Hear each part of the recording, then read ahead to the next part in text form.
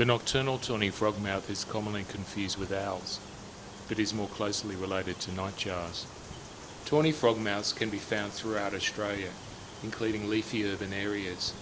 These intelligent and charismatic birds are relatively long-living and form permanent partnerships. Often we're unaware of their presence because they sit quietly in the daytime, and their colouring blends with branches and tree trunks. When they feel threatened, they adopt a position that makes them look even more like a branch or stump. While owls nest in hollows, Tawny Frogmouths raise their family on a loose platform of sticks and leaves placed in a suitable tree fork.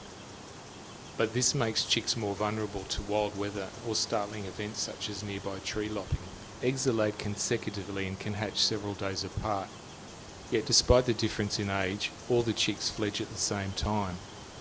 This means that the youngest might not be as ready to leave the nest. These two manage the transition successfully, but some ungainly fledglings end up on the ground.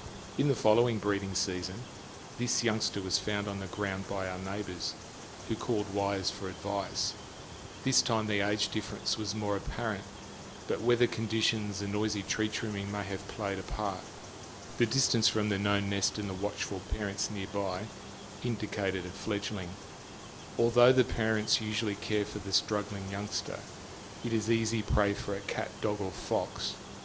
Unless the fledgling is clearly injured, the best course of action is to place it on a reachable branch out of the sun.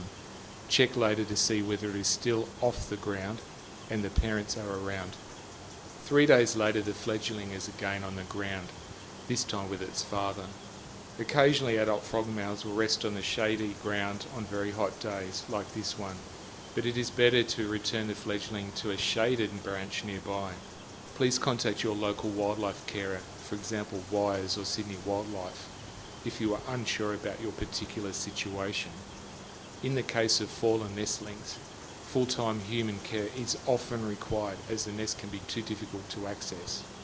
Happy ending! The youngest fledgling is now able to perch high in the tree with its parents and sibling.